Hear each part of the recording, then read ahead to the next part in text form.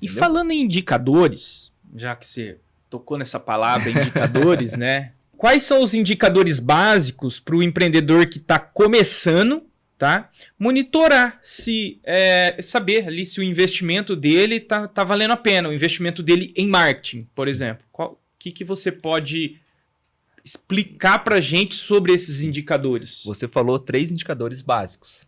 Eu vou aprofundar um pouquinho mais. Tá. Né? O primeiro é o CAC, que é o custo de aquisição de clientes. Né? Para você, marketing, você já começa investindo. Entendeu? Se você tiver retorno, é um investimento que te trouxe retorno. Se não tiver retorno, vira o quê? Vira um custo. Vira custo. Dinheiro que você colocou e não voltou. Né? Então, o CAC ele serve justamente para balizar isso, que é o custo de aquisição de cliente. Então, dentro de cada canal de captação, você vai ter um custo diferente. Se você for fazer um canal de captação, por exemplo, offline, né? Vamos pegar o exemplo que a gente colocou aqui da palestra. Se você for colocar o seu anúncio numa palestra, talvez ele vai custar muito mais do que se você for investir numa mídia paga, tipo digital. Hoje você vai patrocinar uma empresa, por exemplo, um evento, você gasta ali 6, 7, 10, 15 mil, dependendo do evento, só para ter o seu nome como patrocinador. E ter acesso depois a dados das pessoas que participaram. Vou falar, 50 mil para mais. Para mais, dependendo do evento, muito mais. Muito mais, entendeu? Dependendo do tamanho do evento. E aí, quando você olha assim, bom, eu vou investir, por exemplo, 50 mil reais, e eu vou ter um universo ali naquela palestra de 1.000 pessoas. Eu não vou conseguir 100% dessas pessoas. Mas se eu conseguisse, cada cliente daquele ali custaria para mim R$1.000, correto? Sim. Então, esse é uma conta básica de um custo de aquisição. Então, se eu coloquei 50 mil, tiver 50 participantes, aqueles 50 consumirem e viraram meu cliente, eu gastei ali R$1.000 por pessoa. Cada um. É o CAC. É o CAC. Então, uma conta simples. Só que, o que acontece? O CAC, você tem que sempre ter ele mais baixo que o LTV, que é o segundo indicador. Por quê? Vamos pegar o mesmo exemplo. Eu paguei R$1.000 por cada um daqueles clientes que eu consegui naquele evento. Só que o meu produto, ele custa R$12.000. São parcelas de R$1.000 por mês, num período de 12 meses. Tirando aquele custo que eu tive de aquisição, mais alguns outros custos de operação que eu tenho, aí eu vou ver o LTV, que é o quanto que aquele cliente, né, que virou meu cliente, tirou do bolso e colocou na minha empresa durante um ano. Quanto tempo ele ficou Exato. dentro da minha empresa. E que isso, é o lifetime value. Isso, exatamente. E isso não é algo difícil, não é só para empresas grandes. É para todo mundo. Se você é um vendedor de sorvete, se você passa naquela empresa ali todo dia e você consegue vender um picolé para aquela pessoa, poxa, seu LTV é enorme, entendeu? Então, assim, é que as pessoas não conseguem se atentar a esses indicadores. E aí, qual que é o indicador que o pessoal costuma olhar? Só o ROI, que é o retorno no investimento. Entendeu?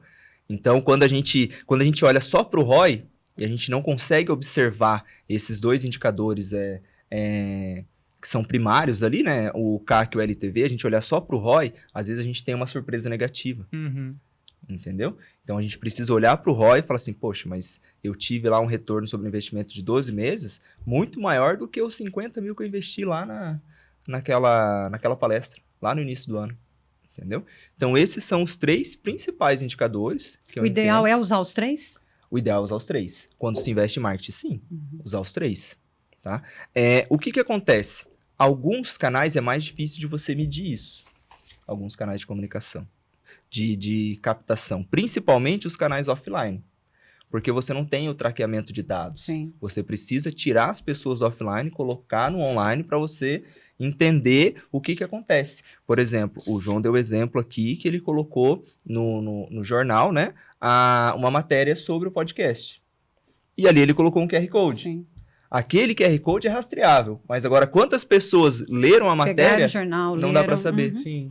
Entendeu? Então, ter essa mecânica é importante para você conseguir analisar com critério e com exatidão todos os indicadores. Mas quando a gente fala só de marketing, né? Vamos falar então de marketing, né? A gente relaciona o quê? Captar novos clientes. Se nós vamos direcionar uma conversa sobre marketing, eu estou pensando em quê? Não só ter uma identidade visual bonitinha, não só, né? Sim. Nós também... o foco é o cliente novo. se eu vou colocar dinheiro para buscar novos clientes. E isso é um vício de mercado, viu, João? Então, só que isso o marketing ele não serve só para captação de novos clientes, né? Explica mais aí. O marketing ele serve tanto para captação, quanto para desenvolver modelo de rentabilização e também para fidelizar clientes que você já tem. Tá?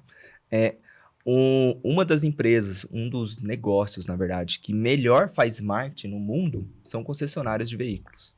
Sabe por quê? Eles investem muito em comunicação, né, para promover os produtos e tudo. E depois que vende, ele já faz o NPS dele programado. Né? Porque daí ele faz as manutenções. As manutenções, você entendeu? Ele já deixa programado. Então, você compra um carro novo, agora, dali 5.000 quilômetros ou 3 meses, né, algumas concessionárias, você tem que levar ele de volta. Você tem que voltar lá. Aí você volta, eles vão avaliar o seu veículo, então eles já estão avaliando o produto deles, eles vão avaliar o seu grau de satisfação com o veículo, então eles estão avaliando o efeito colateral que o produto deles causou na sua vida, e automaticamente já vai vender alguma coisa. É uma troca de óleo que tem que fazer, é uma manutençãozinha, uma pastilha de freio, beleza. Depois que passou esses 3 meses, lá com 6, 7, até 9 meses que você tem um veículo, já tem uma outra programada. Aí você volta lá, eles vão avaliar novamente tudo que eles avaliaram na primeira, né? Só que nessa daí, eles já vão avaliar como que está o seu grau de satisfação na usabilidade do veículo. Porque um veículo de 0 a 3 meses é um veículo novo. 0. Entendeu? O cara ainda tá naquela... às vezes nem tirou o plástico do banco ainda, entendeu? Faz sentido. Depois de 9 meses, ele já viajou para algum lugar, ele já pegou uma estrada de chão, ele já andou com o carro cheio de gente, e aí ele já começa a sentir, opa, tá... barulhinho aqui, um negócio aqui, entendeu? Entendi. E aí a concessionária já faz isso. Depois de 1 ano, eles fazem novamente. Às vezes, a maioria acho que faz com 1 ano, é a última, né? Algumas têm esse LTV.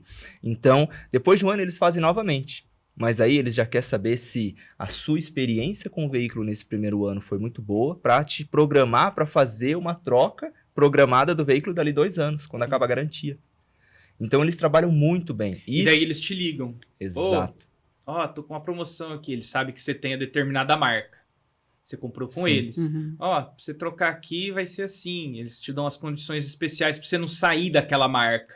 Exato. Tempo de garantia, né? Que você só pode ir lá, trocar lá. E aí eles fortalecem com o quê? Com propagandas na TV, no jornal, nas redes sociais, entendeu? Se você olhar a maioria dos anúncios de concessionária, vai estar lá o valor do veículo, né? E uma condição especial para quem tem um veículo da marca. Na troca do seu... Na troca do seu, entendeu? Fulano novo. Por quê?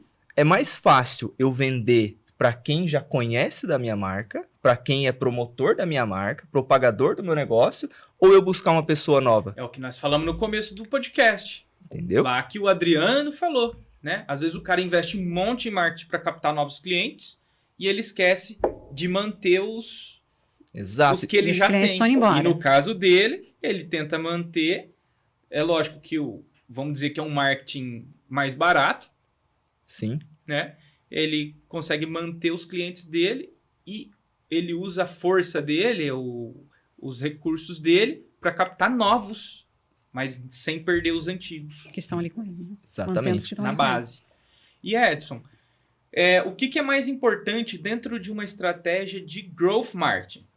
Qual que é o ponto principal? Legal. Ó, o ponto principal de uma estratégia de growth marketing é justamente você alinhar essas 3 etapas, tá? A parte de captação, vendas e captação de captação e tração de novos clientes, tá? A parte de vendas, que é o modelo de rentabilização, ou seja, você pode vender através de um canal de venda que seja um direct, Messenger, WhatsApp, próprio direct do Instagram, né?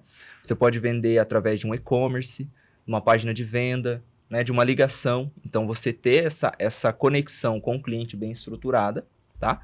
E também você ter o nível de entrega muito alto, que a gente mede através do NPS, né?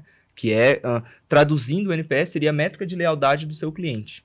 A partir do momento que o cara consome o seu produto, você tem que trabalhar ele, monitorar ele, para ele virar sempre um consumidor do seu produto. Você tem que deixar a sua experiência, a experiência dele como cliente muito alta. Porque isso faz com que ele compre de você novamente.